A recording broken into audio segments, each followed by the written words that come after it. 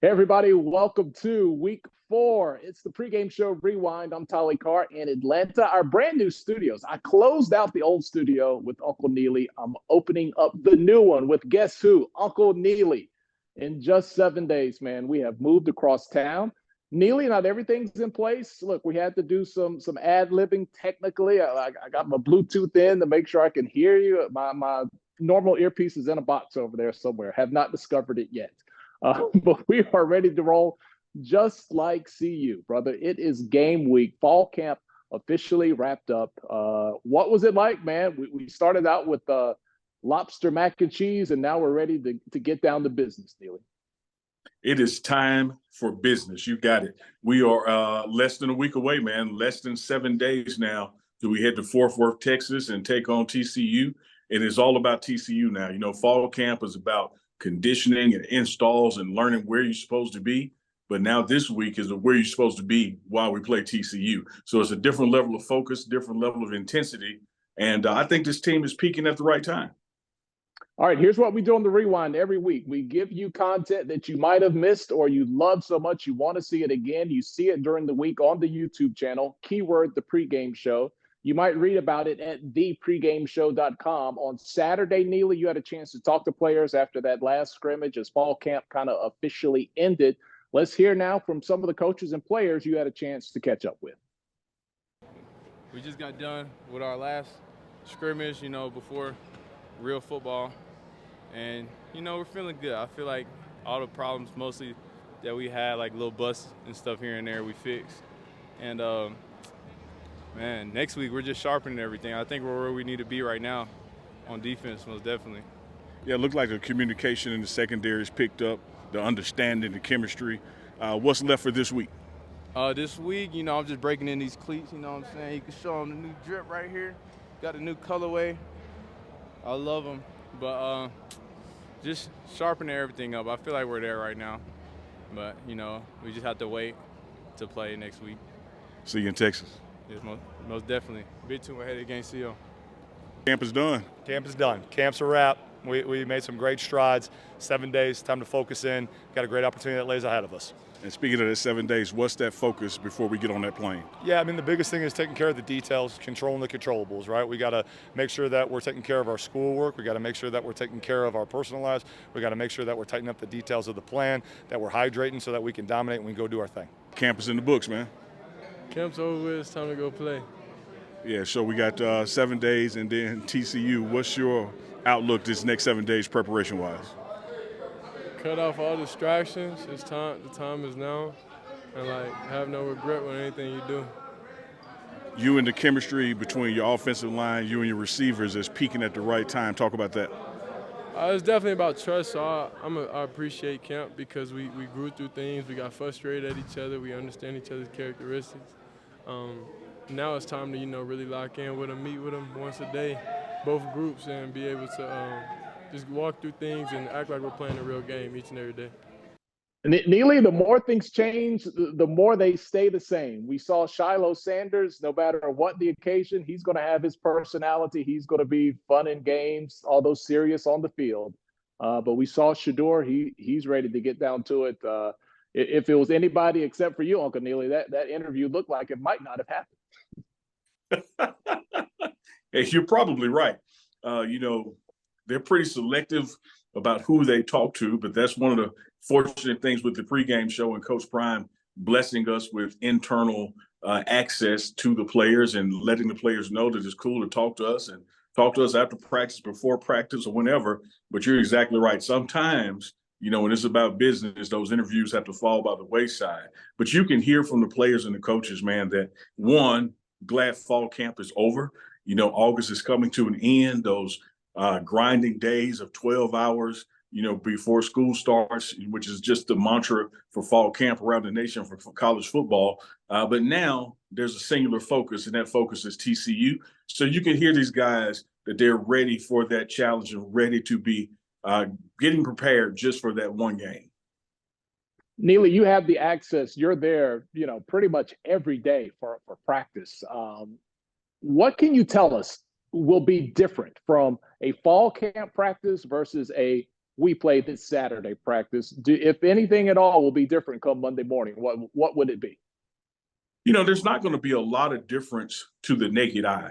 Practice is going to start off the same with the stretch lines, going through some fundamental drills and mechanics. But when you get to the plays and you get to having a scout team out there, that's the part that is just specifically for that week's opponent, whether it's week 1 at TCU or week 2 Nebraska or week 3 Colorado State.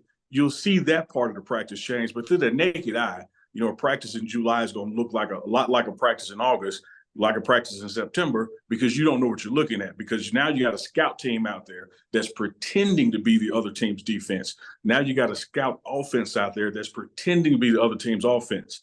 So practice mechanics will move the same. They're shorter because now school has started. And so the student and student athlete is back in play. So there's a limited number of hours where you do things in the morning. But other than that, Tolly, practice under Coach Prime is practice under Coach Prime. It's high intensity.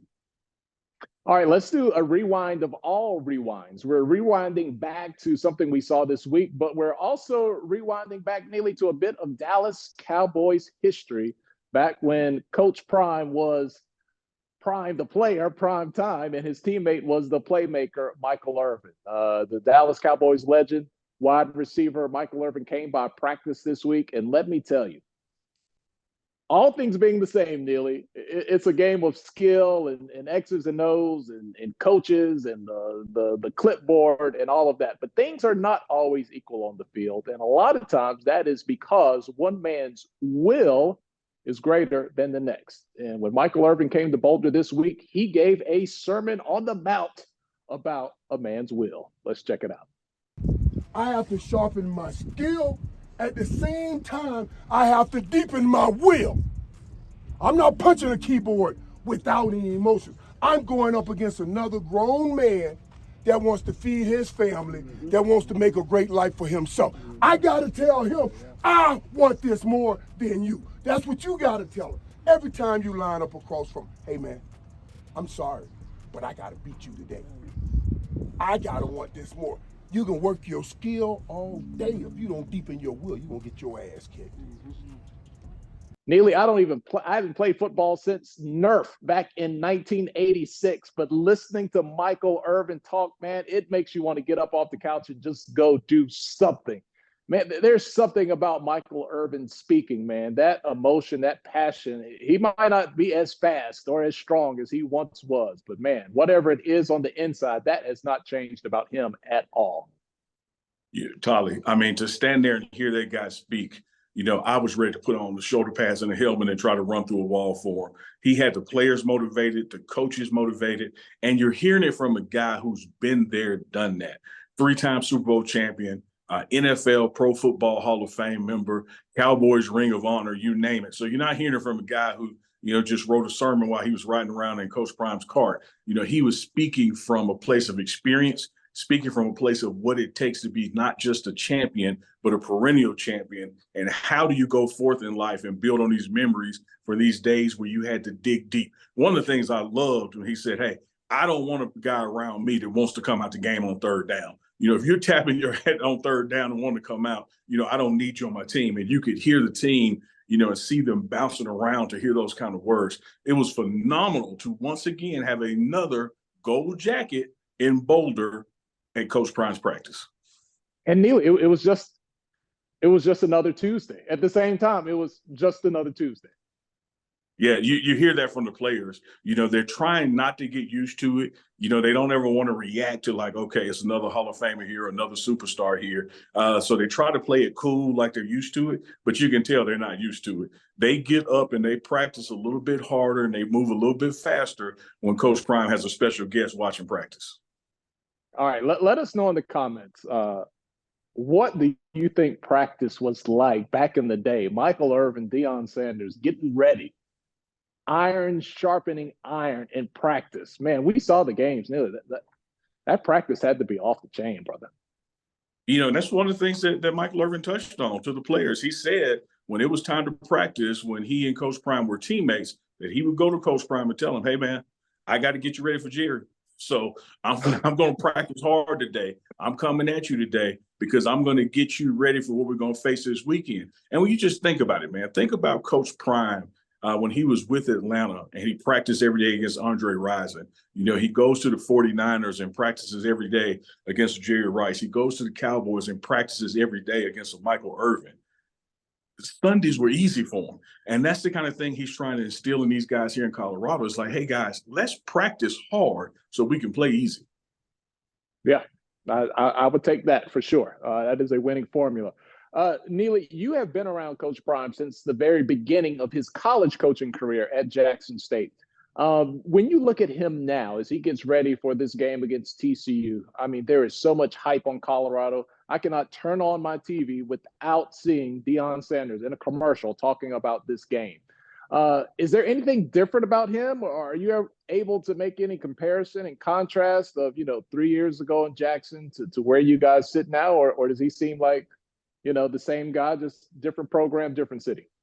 Man, this is going to sound so cliche. It's going to sound like, a scripted puff piece or something. But the fact of the matter is, he doesn't change because of the environment. He literally changes the environment he's in. There's nothing different about Deion Sanders. I don't care if he's coaching Little League, in Metro Dallas, coaching Trinity High School in Dallas, coaching Jackson State, or now coaching Colorado University. He has the same standard, the same motor, the same lack of patience for people who are, as he called it, bull jiving.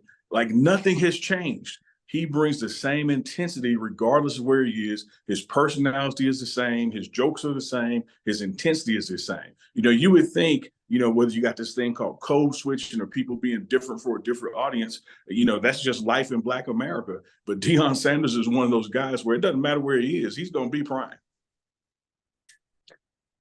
Code switching, yeah, it happens. It's a thing. I might change the bass of my voice every once in a while, just depending on the situation.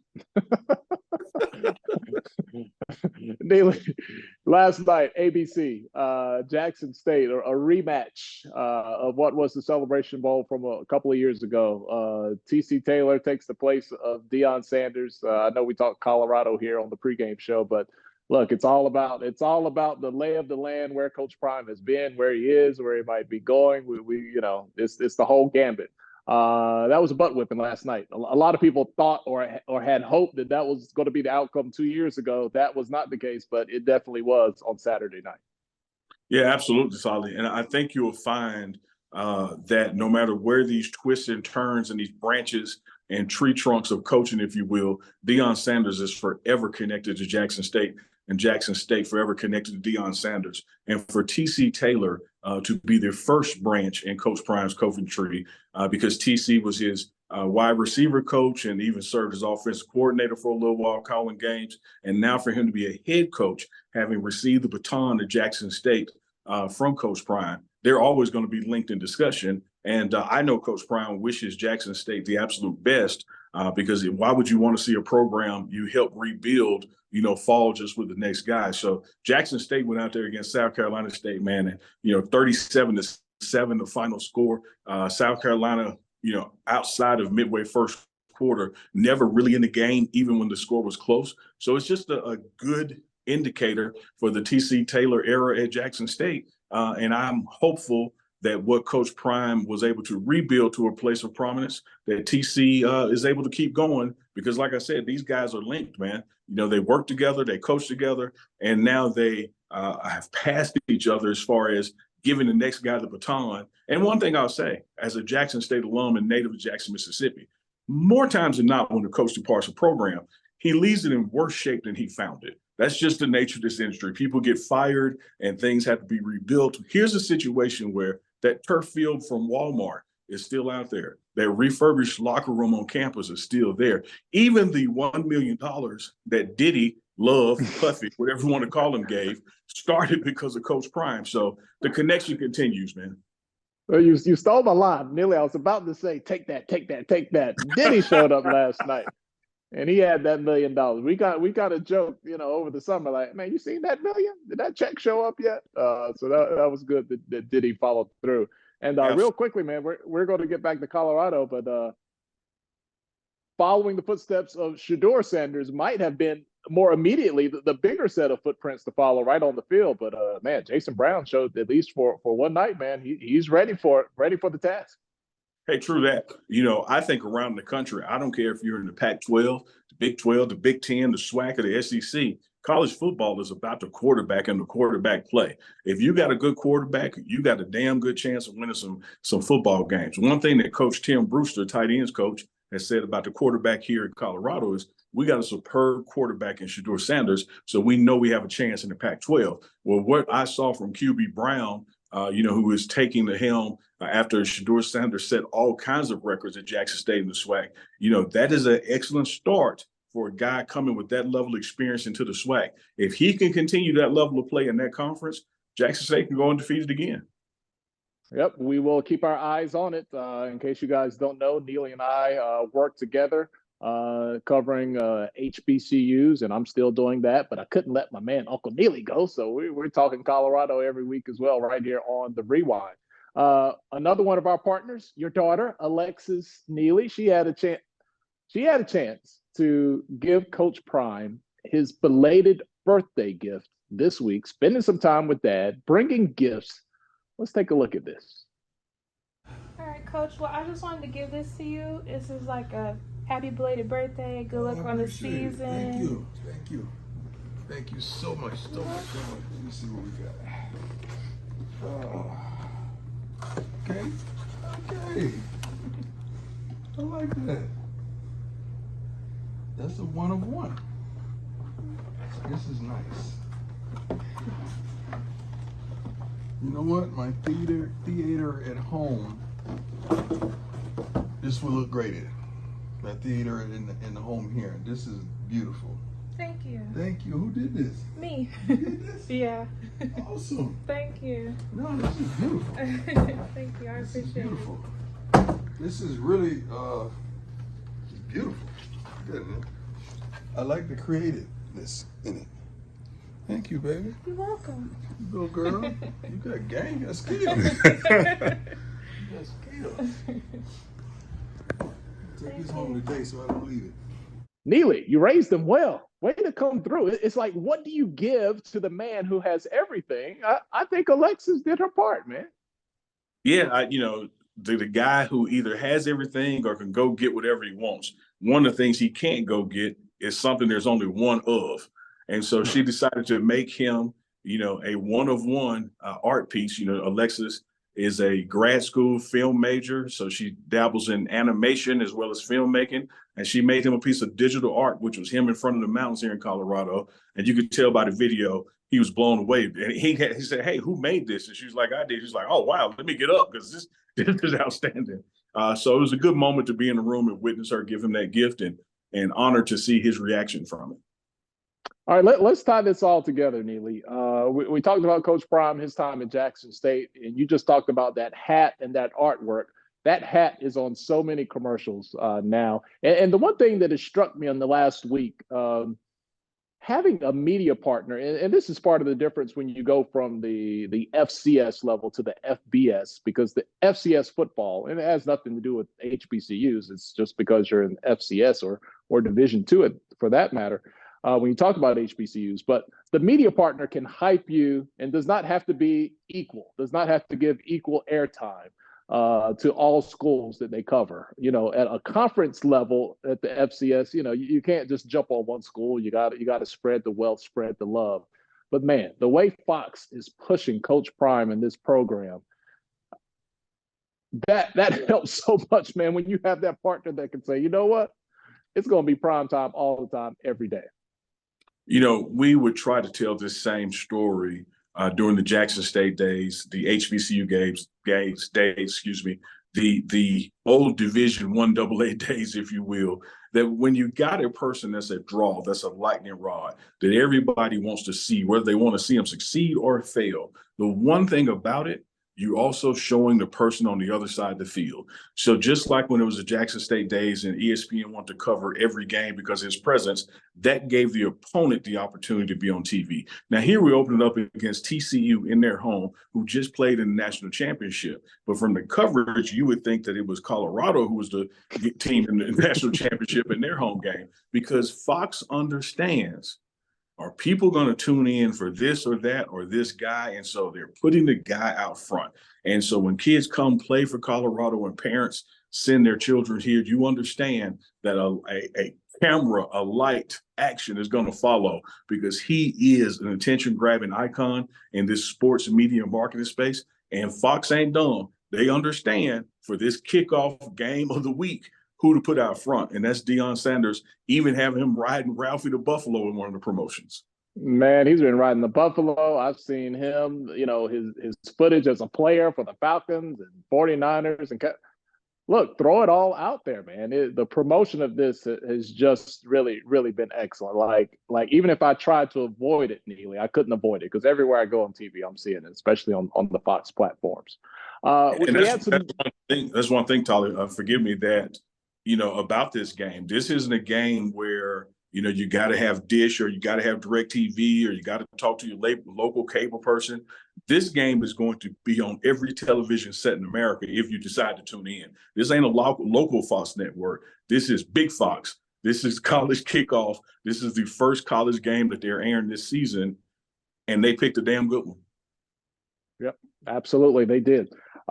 We had some news that's, kind of started percolating, maybe a week, 10 days ago, and really became official this week. We saw Tyler Brown, the offensive lineman there, transferred from Jackson State to Colorado. He posted on social media that the NCAA has denied his waiver. He will not be eligible to play this season. He'll have to wait to the 2024 season.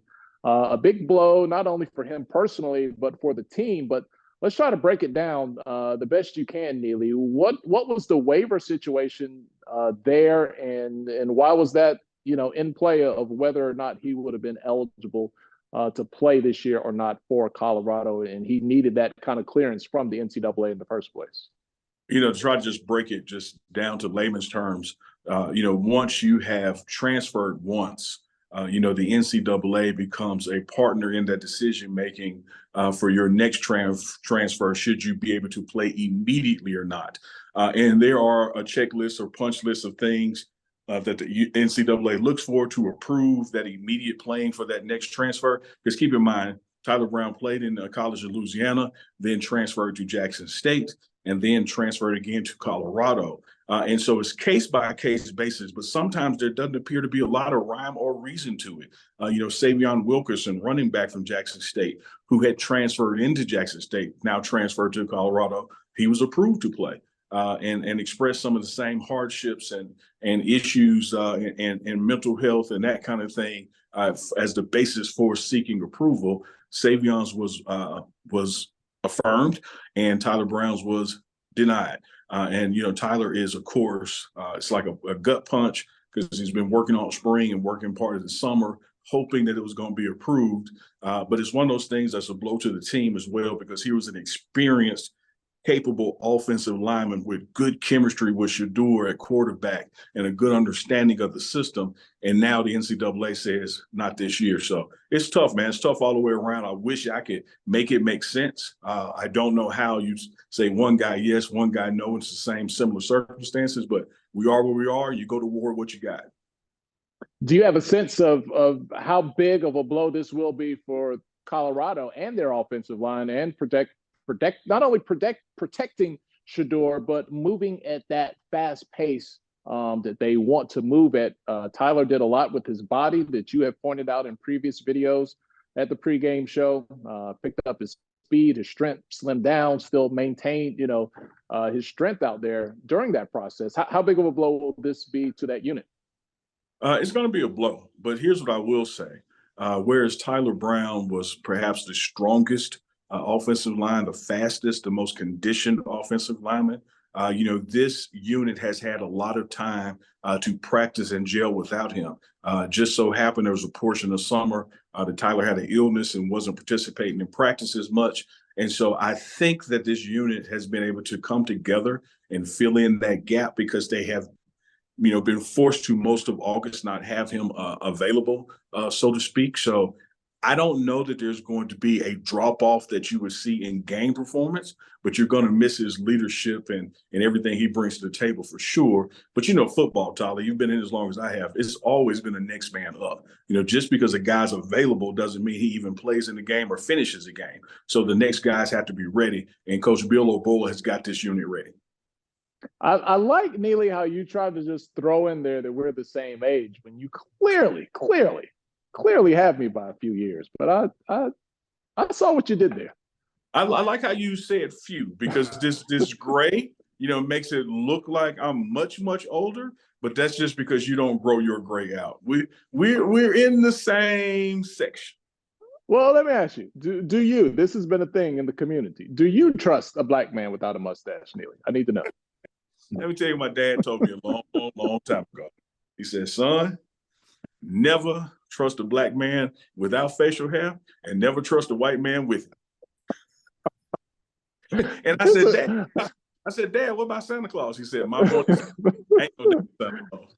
Come on, Neely, the hipster movement's in full effect, man. We gotta get an updated ruling on that, man. The beard game is fair play.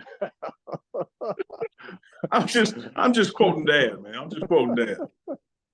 All right, that little Archie Bunkerism there from Uncle Neely and family. Neely, look, man, I don't know the players as well as you do, but I come from a rooting interest. There's a lot of people that came from Jackson State, not only players, Coach Prime, some of the assistants, so many guys I have an emotional attachment to that I want to see do well this weekend. I'm kind of nervous, Neely, because I don't know how well they're going to do.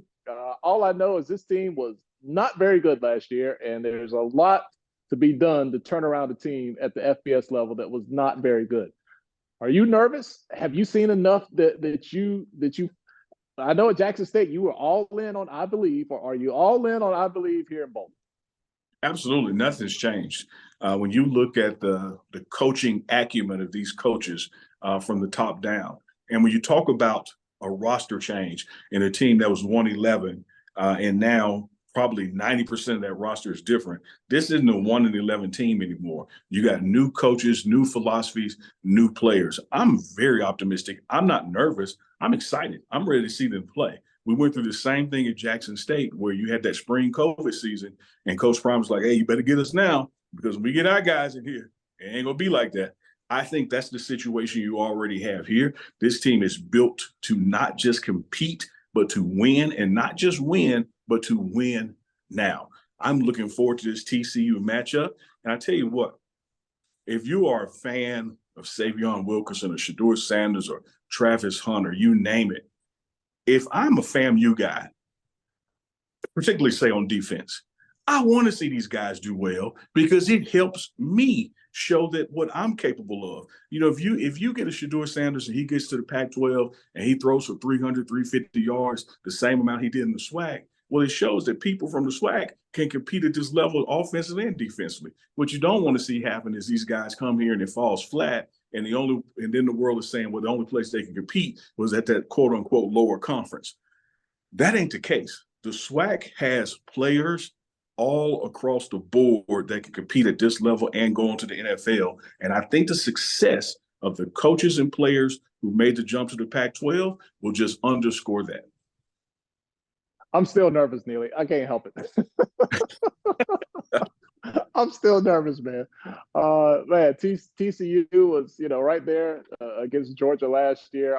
But I am excited to see. I really want to see Shedeur come out there, man, and just light them up like he did during his time at Jackson State. What would it mean? A win, and I know you're not into, moral victories, but if at the end of next Saturday night, people say, man, that ain't last year's Colorado team by any stretch of the imagination, whether that be a win or, shootout type game, whatever it might be, how big will making a statement on Saturday be for this team? We're going to absolutely make a statement. Regardless of what that final score says, this is a team, again, that is built to compete, that is built to win. The coaches believe it. The players believe it. The fans believe it. Fox clearly believes it because they're promoting the hell out of it.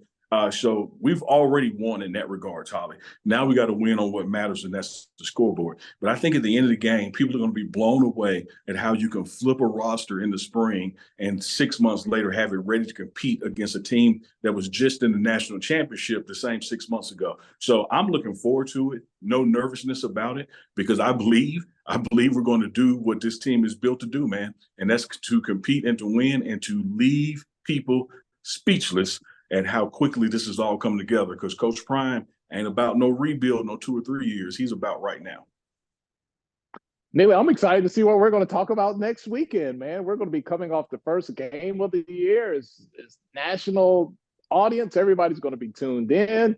There's just so many unanswered questions that we're going to find out about. I am looking forward to next week's Rewind. But before then, make sure you check out the YouTube channel. Neely's going to be inside the huddle, literally. He's going to have all the access leading up to TCU.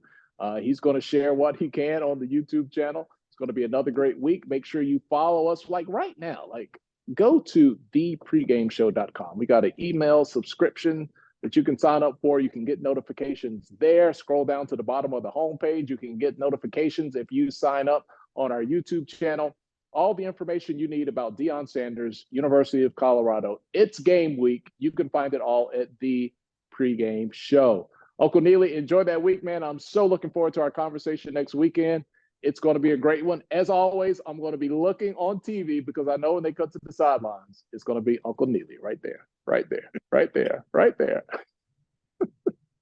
Hey, we do what we can, Tyler. We do what we can. From Boulder, the brand new studio here in Atlanta, I'm Tolly Carr. We'll see you guys next weekend.